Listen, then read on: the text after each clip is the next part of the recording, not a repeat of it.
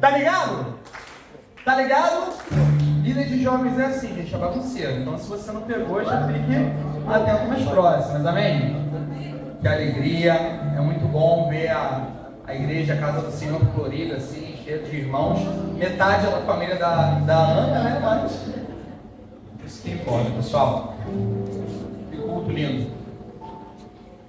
Hoje eu tenho a missão de falar sobre esse tema: alinhamento de coração, tirando o peso do coração. Vamos repetir isso juntos no 3? 3, alinhamento do coração, tirando o peso do coração. Amém. A gente vai fazer uma exposição de Hebreus, capítulo 12. A gente vai ler do versículo 1 até o versículo 3. Por gentileza, mesmo. Põe na Nova Almeida, perfeito, já tá? Vamos lá. Diz assim a palavra do Senhor: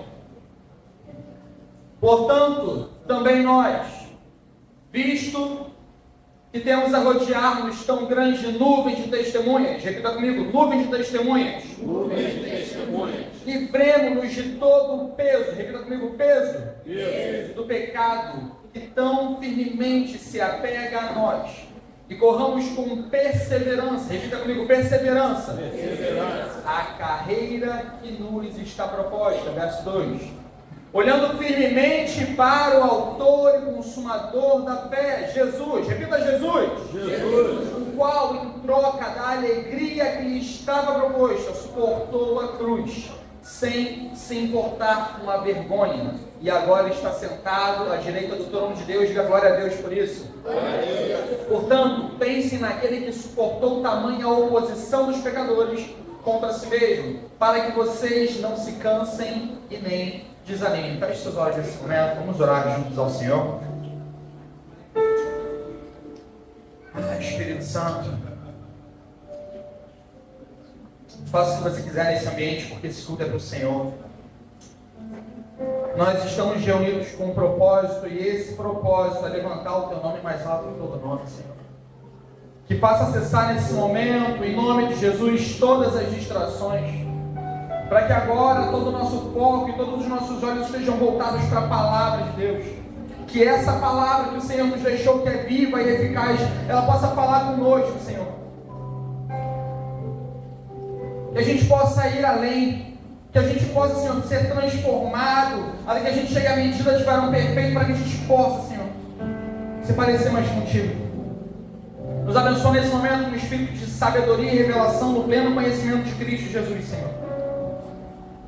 Para que o Senhor seja exaltado, glorificado, e que nós, como embaixadores de Cristo, andemos por aí representando o nosso Senhor e Salvador. Em nome de Jesus. Você pode dizer amém? Amém. Você pode aplaudir o Senhor por isso? Glória a Deus. Hebreus 12, verso 1. Portanto, também nós, visto que temos a rodear-nos tão grande nuvem de testemunhas. Vamos começar com esse portanto? Esse portanto, ele está querendo concluir um assunto que veio anteriormente, sim ou não? Sim. Então, ele está fechando alguma coisa que ele começou em Hebreus capítulo 11. Para a gente entender Hebreus 11, a gente tem que ler Hebreus 10. Assim como para entender Hebreus 12, a gente tem que ler Hebreus 11. A gente não vai ler a Bíblia de forma isolada, amém? A gente precisa entender o contexto. Texto sem contexto é um pretexto para uma heresia. Só que aqui o autor de Hebreus, ele começa com portanto. Fechamento de um ciclo que ele iniciou no capítulo anterior. E ele vem com uma frase que a gente fala muito, né? Visto que temos a rodear-nos, você não fala visto que temos a rodear-nos constantemente, né? Tão grande nuvem de testemunhas. Há uma grande nuvem de testemunhas que nos cerca. E aqui eu já quero que a gente pense um pouco, o que são essas nuvens de testemunho? Talvez a vida inteira você escutou assim: você é crente, você está andando aí, caminhando na orla da praia sem camisa, cuidado, tem uma nuvem de testemunhas que te cerca. Ou então você, né, já foi de uma igreja mais tradicional, bem antiga, e foi jogar um futebol e alguém falou assim: cuidado, pois tem uma nuvem de testemunhas que te cercam. Ou você está com a sua esposa na rua, e aí às vezes vocês estão conversando sobre alguma coisa, que é um assunto mais de vocês ali, e aí talvez, ó, amor, vamos tomar cuidado com o que a gente está falando, porque tem uma nuvem de testemunha que nos cerca. Só que será que é esse mesmo entendimento? Se ele começa com um portanto e depois ele fala sobre uma grande nuvem de testemunhas que nos cerca, a gente tem que ir lá para Hebreus 11 para entender o que está dizendo aqui. Essa grande nuvem de testemunhas que nos cerca, meu querido, não são crentes fofoqueiros que estão observando tudo que você está fazendo para depois contar para o pastor. A nuvem de testemunhas que te cercam não é o pessoal da sua igreja que fica vendo tudo que você está fazendo no bairro, que você posta nos status para ver se você está dando um bom testemunho. Não que você não tenha que dar, mas não é disso que o autor de Hebreus está dizendo. Em Hebreus capítulo 11, a gente tem a galeria dos heróis da fé. Aleluia. Amém? Amém. Lá o autor de Hebreus, ele vai falar sobre a fé de Abel, Enoque, Abraão, Isaac, Jacó, Moisés, Raabe, Gideão, Sansão, Davi, entre outros. Jefté. A nuvem de testemunhas que nos cerca não é uma nuvem de crente fofoqueiro que fica observando o que a gente está fazendo. A nuvem de testemunhas que nos cerca são essas pessoas que viveram pela fé. E mesmo em meio a dificuldades, traumas e sofrimentos, elas foram exemplos para nós de como andar em fé. Essas testemunhas não são pessoas que estão do céu nos observando com um estádio com espectadores assim em torno da gente. Eles são testemunhas. Aqui a gente tem nossa advogada Vivi, que ela pode exemplificar muito bem para a gente o conceito de testemunha. Que não é simplesmente uma pessoa que viu uma coisa e agora ela pode dizer se é verídico ou não. Mas eles são essas testemunhas, porque eles dão testemunho para a gente. E através da vida deles nós podemos andar no exemplo deles. Então a grande nuvem de testemunhas que te cercam não são os que te observam, mas aqueles que andaram em fé e agora podem te inspirar. Quando a gente lê a palavra de Deus, a gente é inspirado por essas pessoas, sim ou não? Sim. Porque a vida dessas pessoas simples e comuns prova que nós podemos confiar em Deus. Eu amo porque a Bíblia, ela pega pessoas extremamente comuns, pessoas extremamente simples. A Bíblia faz questão de mostrar a falha, os erros dessas pessoas, e apesar disso, a presença de Deus sobre a vida dela, o impacto que não elas, mas Deus através dela fez em uma região, em um povo, em uma nação. A história deles, queridos, ela testifica que o que sustenta o crente é a fé, não é o desempenho, não é a performance, não é o nosso currículo evangélico, é a fé, porque o justo viverá pela fé. E a palavra de Deus, ela tem essa função de nos inspirar através dessa história de homens comuns. Quando eu não medito na palavra de Deus, eu não sou inspirado por isso, ela não me inspira. E aí, eu acabo a passar a olhar para outras coisas.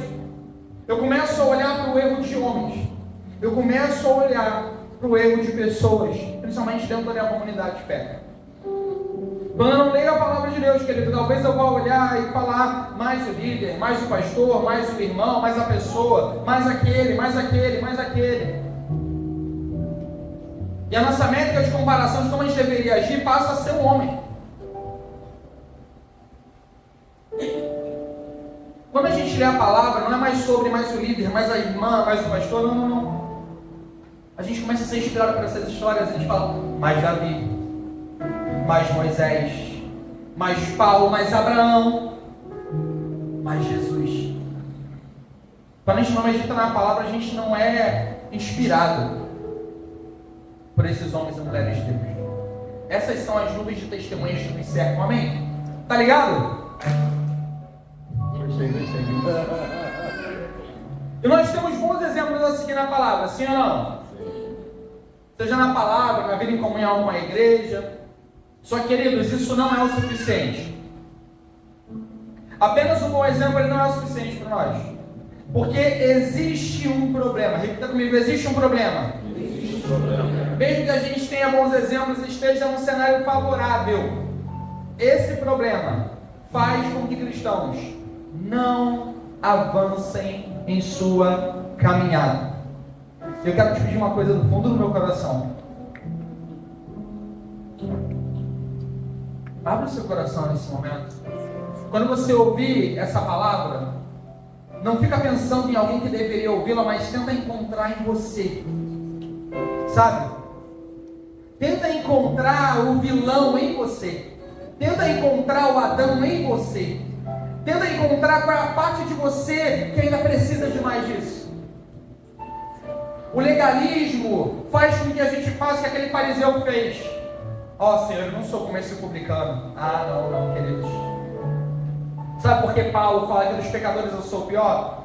Porque é como se ele quisesse dizer o seguinte: de todo mundo que mais precisa de Deus, eu é que estou mais precisando. A humildade faz a gente se colocar no nosso verdadeiro lugar e falar, cara, é sobre mim. A gente às vezes escuta a história de Davi e Golias, a gente sempre se vê como Davi, né? Mas às vezes nós é que somos os Golias, que estão atrapalhando a nossa vida de desenvolver. Os gigantes que estão diante de nós mesmos. E Davi é o Senhor que vai tacar uma pedra na nossa cabeça, para ver se daí para frente o negócio anda. A gente sempre se coloca na posição do herói. Só que às vezes a gente tem que encontrar dentro de nós a parte do Adão que ainda está bem vivo. Vamos junto nessa? Porque eu estou juntinho com você. Amém?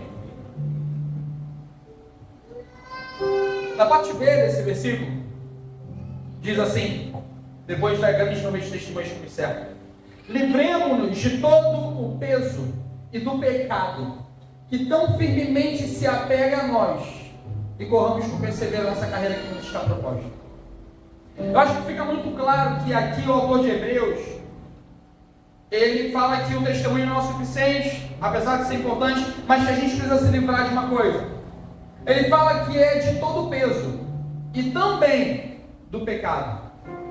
Aqui, queridos, o autor está fazendo uma distinção muito clara entre peso e pecado. E é justamente sobre isso que a gente vai falar. Apesar de ter uma distinção muito clara entre peso e pecado, bem, eu acredito que os dois eles acabam tendo a mesma função. Porque se você está caminhando pesado, ou se você está caminhando em pecado, nas duas situações você se encontra paralisado. O peso e o pecado, eles têm o mesmo poder. Porque o pecado, ele te afasta. E o peso, ele te cansa. E homens cansados negociam princípios. O peso te paralisa. A diferença, sabe, de uma coisa estar pesando na sua vida para alguma coisa estar te cansando na sua vida, é o seguinte: você tem aquela sua rotina de trabalho cansativa, desgastante, você às vezes está numa fase da sua vida que você precisou gerir esforços, tempo, energia para uma coisa naquele momento. Isso também é equilíbrio. Equilíbrio não é se dividir 20% para tudo, mas é em determinado momento, às vezes, se dá 50% para um projeto. Isso também é equilíbrio, atento ao estudo. E você está ali se desgastando, vivenciando, lutando por aquilo. E aí você tem o seu momento de descanso. E se é uma coisa cansativa, quando você descansa e volta, você está descansado. Mas quando é peso, não importa o quanto você descanse, sempre vai estar lá. A gente precisa analisar se as coisas que a gente está passando na nossa vida, elas são cansativas, dificultosas, trabalhosas, ou se elas são peso. Porque se é peso, querido, não importa quando você descansar, não vai parar. Porque com peso a gente tem que romper, com peso a gente tem que voltar. Está fazendo sentido para você? Deixa o Espírito de Deus ministrar o seu coração. Quero dar alguns exemplos de peso na caminhada. A frustração, a decepção, o desgaste emocional, as coisas do passado. Só que entre todas as palavras que eu poderia falar sobre peso, teve uma que o Espírito Santo colocou no meu coração. Eu quero, dentro de pesos, falar sobre traumas. E antes da gente falar sobre trauma, talvez você ache que eu vou simplesmente falar sobre algo, sabe, no caráter emocional, a gente precisa entender o conceito. Trauma, querido, é uma lesão que ocorre por um impacto ou uma sobrecarga. Repete comigo, impacto ou sobrecarga? Pode ser um músculo que se rompe, uma fratura ou uma articulação que é forçada além do limite. Repita comigo, forçada além do limite. O corpo, quer dizer, ele fica vulnerável. Ele precisa de tempo e cuidado para se recuperar. Isso é um trauma. Alguém aqui já sofreu um tipo de trauma físico? Quebrou um braço, uma perna, torceu uma parte do corpo? Muita gente, muito comum, vocês foram crianças quietas, né? Poucos aqui se machucaram. Se a gente fosse levar essa mesma questão de algo que traz um impacto ou uma sobrecarga, uma força além, de uma forma que o corpo fica vulnerável, se a gente fosse levar isso para o aspecto emocional, se um trauma pode ser quebrar um braço, uma perna, torcer um tornozelo, machucar, quebrar o punho, como aconteceu recentemente com o nosso pastor Jefferson, ele sofreu um trauma, precisou passar por uma cirurgia, está fazendo um tratamento. Se a gente for levar isso para o aspecto emocional, um trauma pode ser uma traição, um trauma pode ser uma humilhação, um trauma pode ser uma rejeição, um trauma pode ser uma decepção profunda que você teve com alguém. E quando um trauma acontece, como a gente leu agora mesmo, a primeira coisa é que o corpo fica vulnerável, né? A segunda coisa é que ele precisa de tempo. Todo trauma precisa de tempo, não precisa? E além disso, o trauma também precisa ser cuidado, ele precisa ser recuperado. Só que, querido, o problema em si não é um trauma. Eu vou te falar agora qual que é o maior problema do trauma. O maior problema do trauma não é o trauma, porque todos nós estamos sujeitos a traumas. No mundo tereis traumas, mas tem de bom ânimo, eu venci o mundo. O trauma está aqui para qualquer um, querido. Se você achou, por algum motivo, que ser um cristão vai te isentar de passar por traumas, mentiram para você. Você achou errado, querido. A chuva cai para o justo e para o... Está disponível para a gente tanto quanto para qualquer um. Qual é a diferença? A forma como nós reagimos. Amém?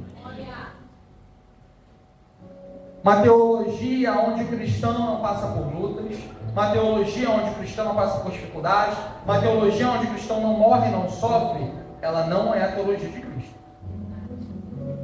A teologia de Cristo é como agora um filho de Deus se comporta em meio ao trauma, ou seja, como ele reage. Porque a única coisa que a gente vai ter escolha é como que a gente vai reagir às coisas. A gente não tem controle do externo. Então os traumas virão. Amém? A gente ora por cura, não ora. A gente ora, sabe? Lázaro morreu, não morreu? Jesus ressuscitou Lázaro, não ressuscitou? Adivinha só, depois Lázaro morreu de novo. Olha que doideira. Jesus curou o cego Bartimeu, não curou? Mas depois ele morreu também. Todas essas coisas são para manifestar a glória, a presença e a fé, amém? Mas ele não veio para resolver esse tipo de problema. É muito além. Ele pode, mas é muito além. Então os traumas virão, querido. A questão é como é que a gente se comporta diante dos traumas. Só que, como eu disse, o problema não é o trauma. O problema é negar ele. Porque nada que é negado pode ser curado. Se você não aceita que você tem um problema, se você não aceita que você tem uma dificuldade, você fica incapacitado de tratar isso.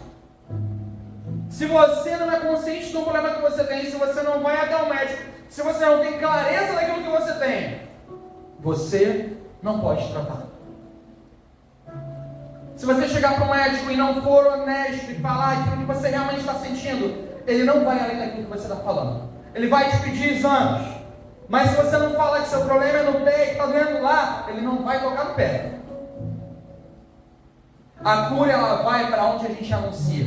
Por isso que quando eu tomo Dorflex, eu falo, nossa, que dor de cabeça, porque mas saber para onde é que ele tem que ir. É assim que funciona, não sei se sabia. Se você não fala pro remédio, você vai tomar um Dorflex, nossa, que dor no braço, é assim que ele identifica, senão ele fica perdido. Você não sabia, sou, né? esposa era da saúde, né, irmão? Aí a gente aprende que minha mãe era da saúde. Aí a gente aprende as coisas diferenciadas para mais dicas. A gente abraçando. Heresia. Mas nada que é negado pode ser curado. Você não tem consciência da minha limitação, você não tem consciência do meu problema, você não tem consciência do meu trauma. Eu não tenho como buscar ajuda para ele. E quando você não consegue ter clareza que você passou por uma situação de impacto, um trauma, quando você não tem clareza que você foi sobrecarregado, que você foi além do seu limite, ou seja, teve um trauma, você também não consegue tratar ele. E qual que é o problema de um trauma não tratado, pastor? O problema de um trauma não tratado, querido, é que ele gera uma má calcificação. Todo mundo, repito, todo mundo conhece alguém. Não é você repetir não, eu estou repetindo. Todo mundo tem um amigo, ou talvez você seja esse amigo, que já quebrou algum dedo do pé ou da mão e não foi no médico. E agora o dedo dele parece uma cenoura torta. Por quê? Porque ele teve um trauma, mas ele negou esse trauma. Aí o dedo dele parece um ponto de interrogação. Porque ele não foi atrás disso. Ele não foi buscar. Ele teve um trauma e ele não tratou. O maior problema de um trauma é a má calcificação desse trauma. Uma má calcificação dentro do contexto físico mesmo, tá? Ela pode levar a ossos frágeis. Ela pode levar, por exemplo, a deformidades. Ela pode levar a dores crônicas. Ela pode levar a limitações de movimento. Eu não sei se você já entendeu, mas eu não estou falando dos traumas físicos. No corpo, querido, isso significa que a estrutura não se recuperou da forma certa, certo? Sabe qual é o problema do trauma não calcificado? É que o corpo inteiro sofre com isso. Um trauma na alma, ele é muito parecido com isso. Ele gera, querido, às vezes uma fragilidade naquela área.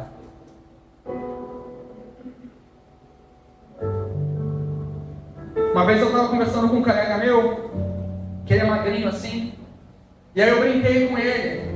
A gente estava conversando sobre uma coisa, eu falei sobre isso. Pô, que você é magro e tudo mais, mas dentro de uma intimidade, de uma liberdade que a gente tem. Ele falou assim, cara, você acredita que se você fizesse essa mesma brincadeira comigo há anos atrás, eu fecharia a cara pra você? Pode contar, Binho. Obrigado, Binho. Bom, eu não falei nada, vocês viram que foi ele. Eu nem olhei pra ele enquanto eu falava. Amém. Eu lembro que ele falou assim, Alexandre, há anos atrás, uma pessoa curada pelo trauma, aplauda o Senhor em nome de Jesus. Não é isso, tem não. Quem estava na igreja do Espírito Santo? Eu fiz essa brincadeira com o Binho. E ele falou assim, pastor, você acredita que se você fizesse essa brincadeira lá atrás, e a gente tivesse no meio pessoal, eu ia fechar a cara? E não estava só eu, não, uma galera junto com ele começou a fazer isso. Como assim? Porque eu tinha muitos complexos com isso, mexia comigo, isso me deixava triste, mas eu fui tratado nessa área. E isso hoje já não mexe comigo. E sabe qual é a prova que não mexe mais? É que ele consegue se movimentar nesse sentido, ele consegue falar sobre isso. Ele não tem problema de falar sobre isso. Ele anuncia, é só cicatriz. Queridos, a gente vive numa sociedade que todo mundo quer esconder a cicatriz, mas o Evangelho ele expõe, ele mostra. No Evangelho não tem cicatriz. Ele expõe a cicatriz, porque toda cicatriz carrega uma história. Sabe, se tem placa, tem história. Se tem cicatriz, tem história. Uma pessoa com trauma, além da fragilidade, ela carrega deformidade. O que é uma deformidade? É algo que tinha um formato. Era natural que ele tivesse um formato e agora não tem mais. Era natural que uma coisa seguisse de uma forma e agora ela não segue mais. Eu quero dar um exemplo para você. Quando eu cheguei na igreja, deixa eu dar uma base. Ao longo da minha vida, eu fui criado em 3 casas diferentes, em 3 famílias completamente diferentes. E isso, para mim, era a minha normalidade. E eu lembro que quando eu cheguei na igreja, eu cheguei e tinham as famílias na igreja, né? E tinha às vezes uma menina de 20 anos de idade. E olha que loucura. Aquela menina de 20 anos de idade e aquele moço, aquela moça que estava do lado dela, eram o pai e a mãe dela. Eu não sei pra você, mas quando eu cheguei na igreja, isso pra mim era chocante. Não, mas espera aí, você não é padrasto, não é madrasta? Não, como assim não é padrasto, não é madrasta? Mas a menina já tem 20 e poucos anos. Como é que ele se separou até hoje, gente? Isso é coisa, é o comum, é o normal. Até que eu entendi que era o meu interior que era deformado. Eu via com tanta normalidade que eu me impactei. Vê, por exemplo, pastora Fabi, pastor William, Betina, 20 anos de idade, Brenda, 10 anos de idade, e ela é mãe dela, ele é pai dela. E eles são tipo pai e mãe. E são os filhos deles. Olha que loucura. Eu não sei pra você, mas até hoje, assim, hoje, com a mente renovada, é o que eu vou viver em nome de Jesus, amém? E você também. Mas isso para mim era anormal. O meu trauma me deformou a ponto de entender que o normal era uma mãe criar o seu filho sozinho, um pai criar um filho sozinho, e no futuro chegar em... Foi assim na minha vida inteira. Eu nunca tive um pai e uma mãe juntos assim, dessa forma. Nunca vi isso. Então eu cresci dessa forma, até achar que era assim. É que nem eu vi uma pessoa falando assim, cara, eu morava no Nordeste e achava que o William Bonner falava igual a mim, até que um dia eu fui no Rio de Janeiro e São Paulo e vi que eu falava diferente, mas pra mim eu falava normal igual o William Bonner. A gente acha que é normal até a gente ser exposto a outros ambientes. Só que normal é diferente de comum. Normal é quando segue a norma. Comum é quando acontece. Está se tornando comum algumas coisas que a gente está vendo, essas atrocidades aí fora. Infelizmente está se tornando comum, mas não é normal. A gente não pode confundir o que é comum com o que é normal. O que é normal é o que a palavra diz, o que a norma diz. O que é comum são os hábitos que esse século tem adotado.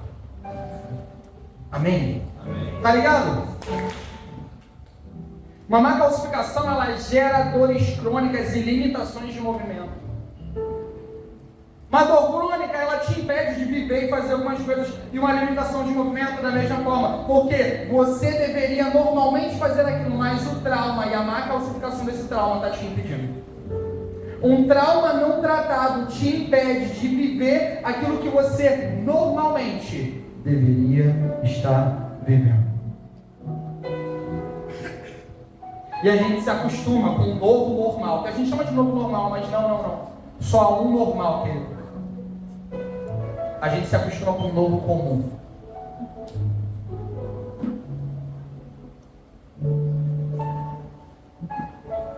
Um trauma não tratado, ele faz com que eu queira proteger aquela área.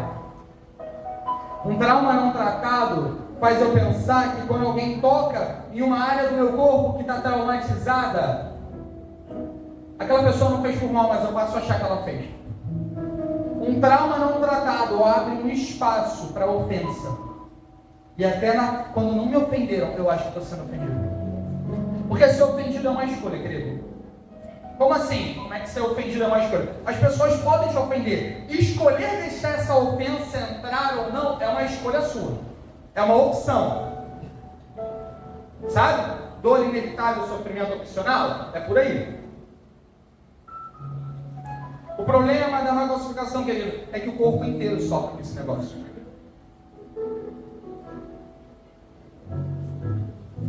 Se a gente levar isso para uma caminhada com Jesus, a gente vê pessoas que passam a se movimentar pelo medo. Como assim se movimentar pelo medo? Às vezes está disfarçado de uma precaução, mas não é medo. Eu não vou fazer isso, eu não vou me envolver, eu não vou entrar nessa coisa, eu não vou começar a fazer isso por precaução, não, por medo. Por quê?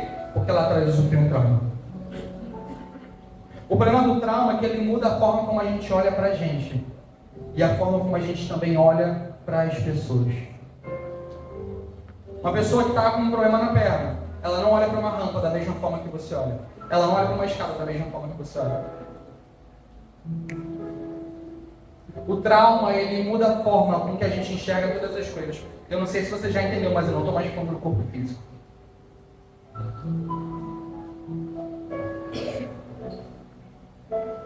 Um trauma de alguém, por exemplo, que foi rejeitado, vai fazer com que essa pessoa tenha duas reações. Ou essa pessoa agora, ela vai lutar pela atenção, para ser aceita por todos, já que agora ela foi rejeitada, e ela vai se tornar uma agradadora, e tudo que ela puder fazer para nunca ser rejeitada, ela vai fazer.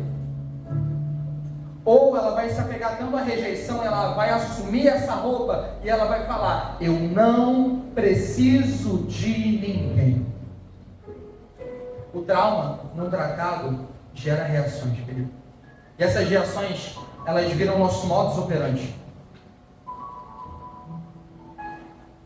O maior problema dessa má calcificação, querido, é que ela aperta tanto o nosso corpo, que a gente passa a não ser capaz de suportar os outros.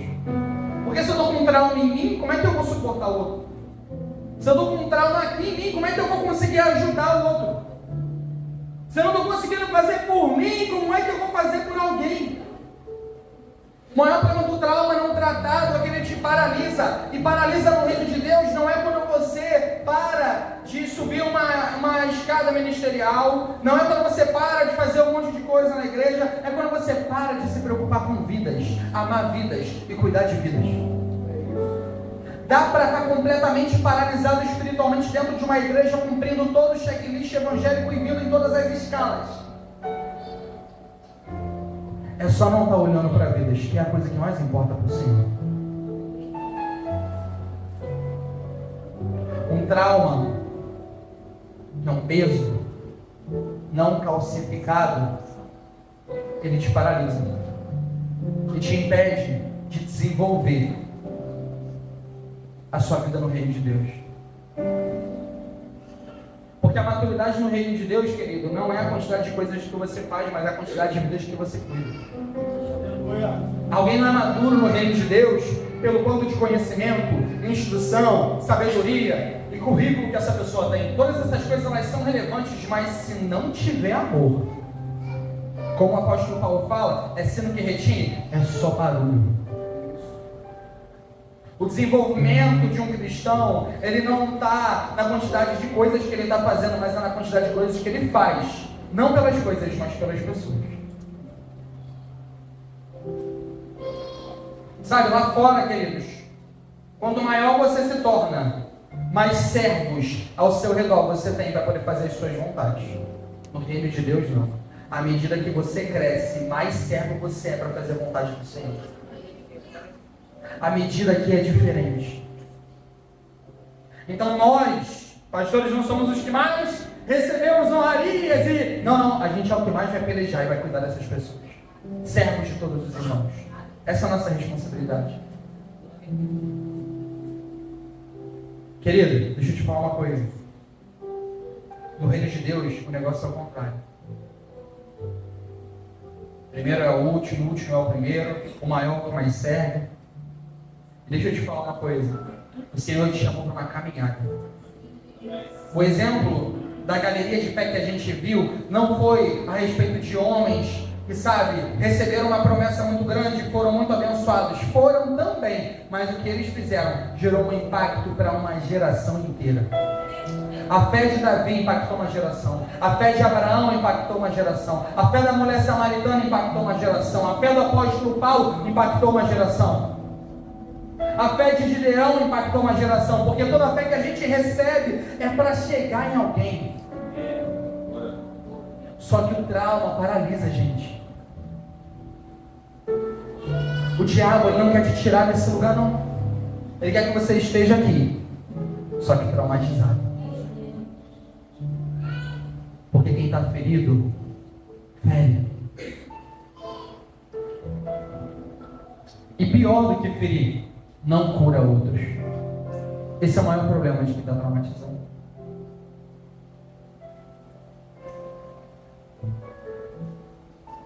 O quanto a gente sobe essa rampa pensando no outro. O quanto a gente está dentro da nossa casa se arrumando para um culto, olhando para nós ou olhando para as pessoas. O chamado do Senhor, querido, é sempre para o outro. Você tem 10 mandamentos. 4 são referentes ao Senhor. Os outros 6 é sobre como lidar com o próximo. Pedindo para Jesus falar, qual dos maiores é o mandamento? Qual o mandamento é dos maiores? Ele falou, ama o Senhor teu Deus acima de todas as coisas. E da mesma forma, ama o próximo como a ti, porque o meu amor a Deus precisa gerar uma coisa, amor ao... O quanto de amor ao próximo a gente tem tido? O quanto de servo de todos os irmãos nós temos sido? E o quanto a gente tem sido paralisado por traumas? Se você não consegue chegar com Deus e dar uma na sua vida, então, querido, no final, pediu que você venha aqui na frente, esse ser, Shekinah, Kadoshant, aleluia com você, e orar por mim, pelo pastor William, pela pastora Fabi. Entendeu? Pela pastora Elaine, por quê? Se você não consegue olhar para você e falar, ainda há limitações. Ainda existem coisas que precisam ser destravadas. Ainda tem coisa que eu preciso mudar. Ainda tem coisa que eu preciso melhorar. Quando você escuta uma palavra como essa e fala assim, para mim não é. Talvez, querido, você está nesse estágio da negação. Mas deixa eu te falar, nada que é negado pode ser curado. O Senhor está aqui nessa noite para nos curar, amém? Amém. Agora que vem a pergunta. Como é que resolve uma má calcificação? Quem aqui já passou por uma má calcificação sabe que só tem duas formas de resolver uma má calcificação. Algumas pessoas já falaram.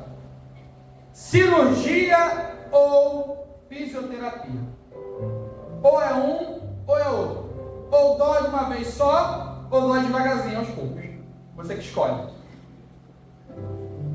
Na cirurgia, querido, a gente vai tirar um tempo para abrir e olhar profundamente para esse trauma e arrancar na faca.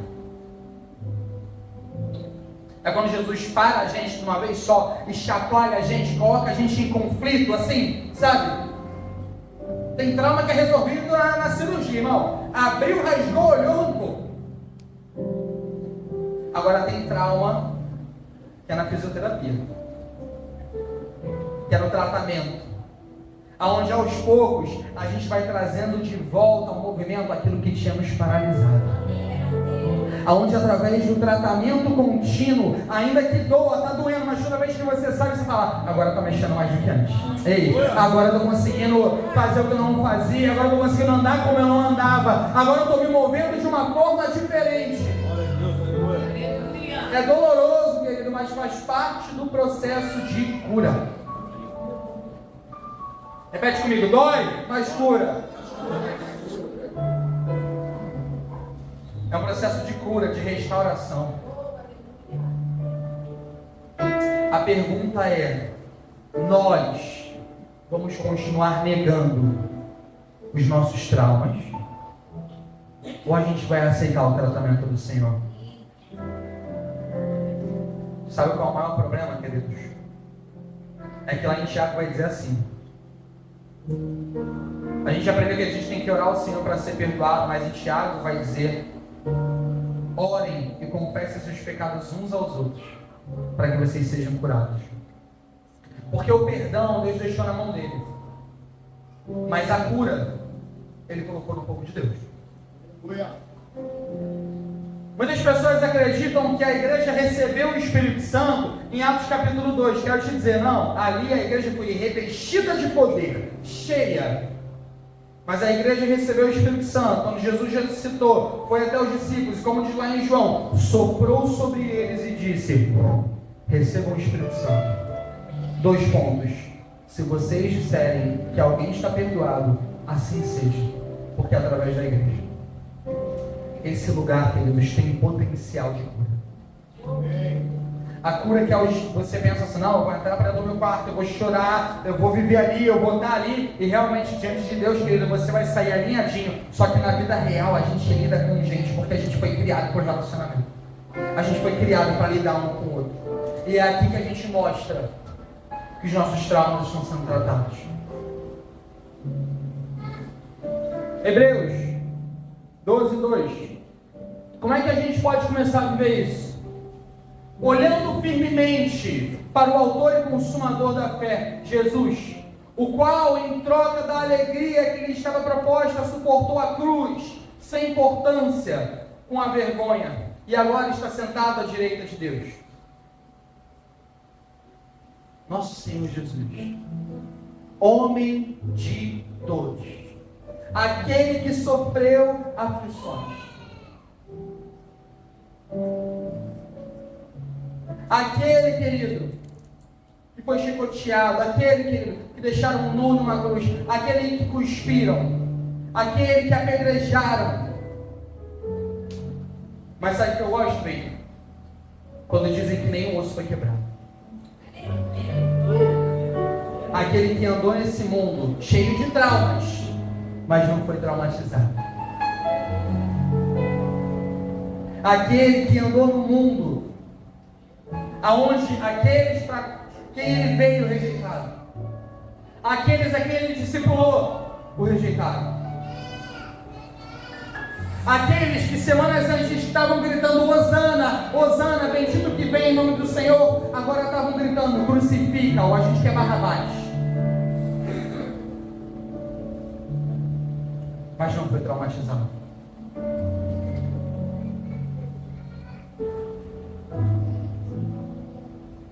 A forma que a gente tem de começar a se libertar do nosso trauma é olhando firmemente para o autor e consumador da nossa fé. Talvez em algum momento você tirou os olhos de Jesus e você deu tanto ênfase para esse trauma que você passou. Esse trauma, cara, talvez não tenha sido algo leve. E não é. Até porque esse é o conceito de trauma. Mas isso te paralisou de um jeito que você talvez colocou seus olhos nos homens. Você colocou seus olhos na dor. Mas quando a gente olha para Jesus, a gente vê uma atitude diferente. Quando Jesus está no auge da ofensa da humanidade, quando Jesus está na fase em que ele mais poderia estar sendo traumatizado, ele numa cruz, e o povo rejeitando, zombando dele, se você é filho de Deus, sai daí. Um ladrão que estava ao seu lado, que estava morrendo também, mas estava zombando dele. Seus discípulos de longe, para não serem identificados, as pessoas cuspindo, chacotando de Deus.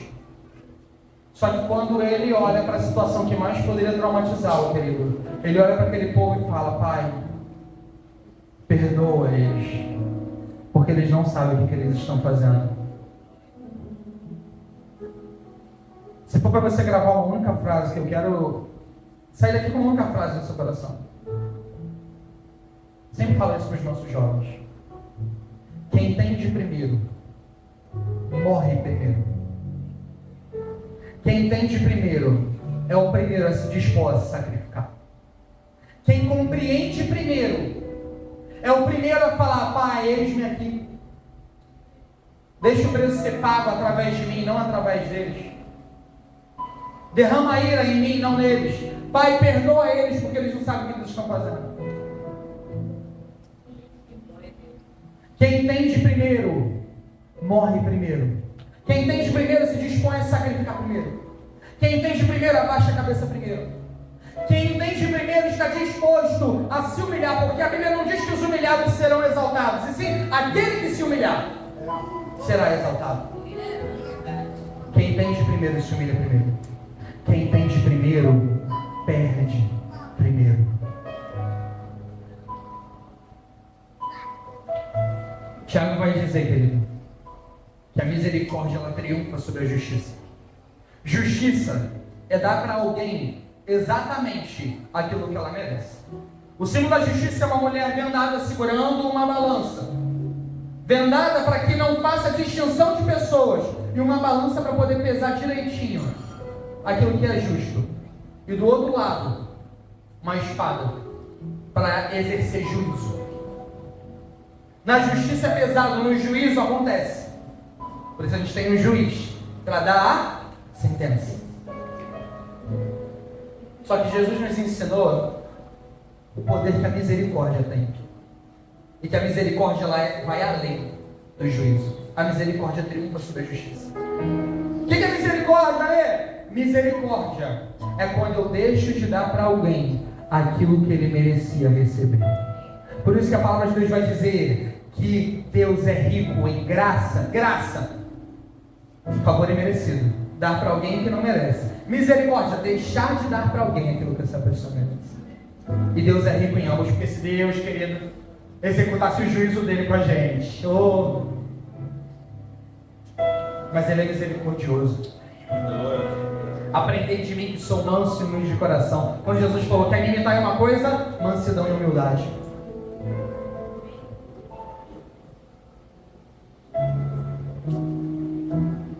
Eu não estou falando com você como alguém que também não passou por coisas. Eu tive os meus traumas. Eu tenho PhD em rejeição, querido. Não pelo tanto que eu sofri do lado de fora, mas pelo tanto que eu me permiti vivenciar. Porque às vezes o impacto não é o quanto foi lá, mas é o quanto foi aqui.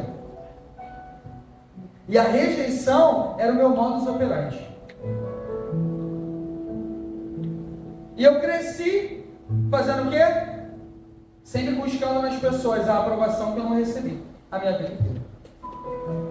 A rejeição, ela mexia comigo a ponto de que eu era um camaleão social. Onde eu estava, eu me adaptava àquele ambiente, porque eu odiava ser rejeitado. E se eu tivesse que mudar qualquer palavra, qualquer coisa, pedir desculpa por aquilo que eu não fiz, só para não ser rejeitado, para não bater onde estava traumatizado, quebrado, não foi tratado, estava mal calcificado, sensível,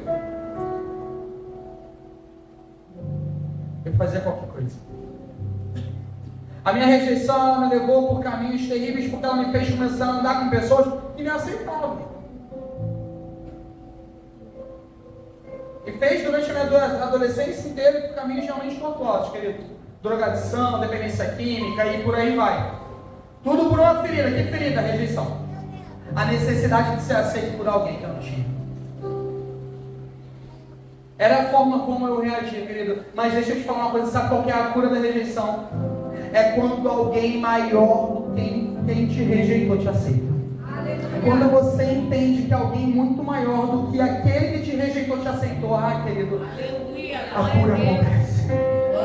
A rejeição acaba quando você entende que você foi aceito, amado e perdoado por alguém muito maior. É como se você trabalhasse numa empresinha lá no fundinho de quintal e fosse um mero trabalhador, um mero servo. Você é demitido, é rejeitado, é demitido com uma mão na frente e outra atrás, vai procurar seus direitos, você sai daquele lugar e se sente rejeitado. Só que você conhece um homem e ele é dono de todas as coisas. Ele fala, não, você agora não é um servo, você não é um empregado, agora você é meu herdeiro. Faz sentido eu continuar sentindo dor por aquilo que eu sofri lá atrás? Faz sentido eu continuar remoendo a rejeição que eu sofri se eu fui aceito por alguém muito maior? Não faz sentido, querido. Quero chamar o Ministério de Louvor.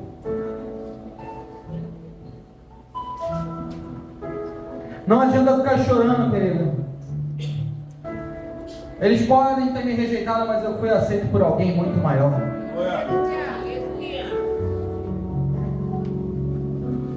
Para a gente encerrar, Hebreus capítulo 3, capítulo 12, versículo 3. Hebreus, não Tiago.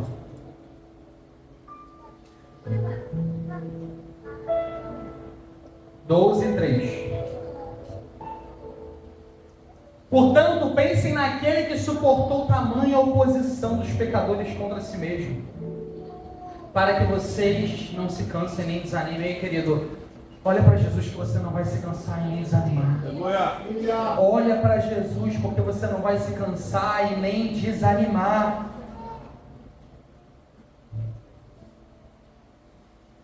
A cura da traição é quando a gente entende que alguém muito maior foi fiel a nós.